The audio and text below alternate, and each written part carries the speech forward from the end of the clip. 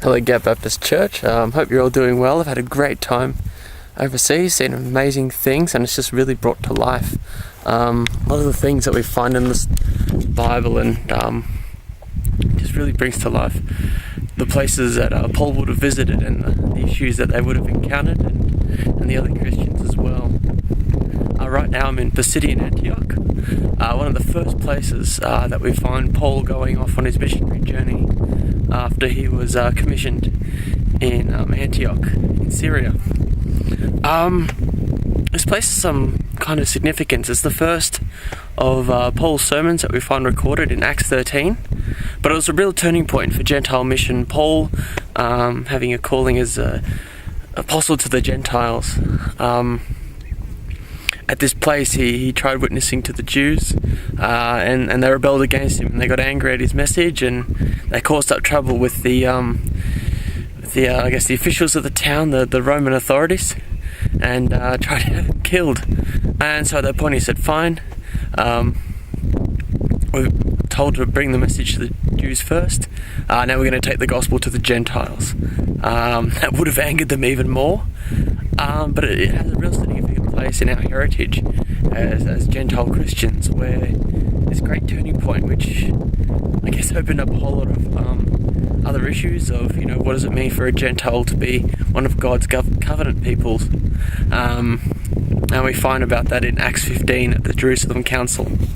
So just a bit of survey of the site.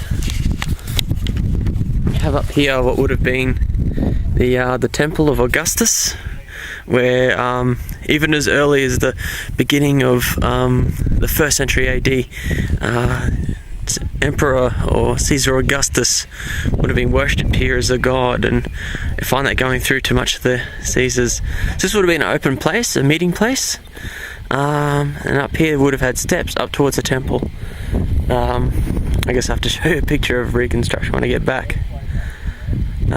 Further down the hill, over there, can't really see it from here, was the main entranceway and a lot of main roads, and Paul would have walked up there, and I don't know if Paul would have walked up here, somewhat unlikely, but it's just interesting to be in a place like this where Paul would have visited, and yeah, it's interesting just to see how the imperial cult really interacted with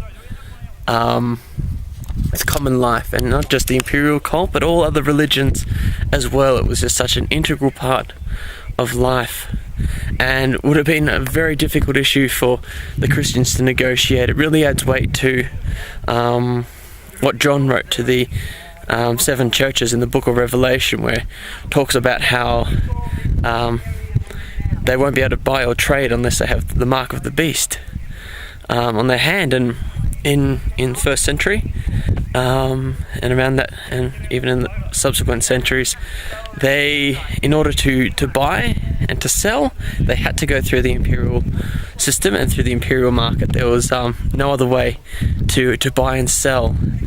There were fountains, I saw in Ephesus as well. There was probably fountains here as well, dedicated to the emperors, as part of the imperial cult as well, associated with gods as well. And so just the issue of how do I as a Christian go collect water for my family without associating with the gods just adds a lot of complication to early mission. Well, anyway, I've got to get back to the tour group.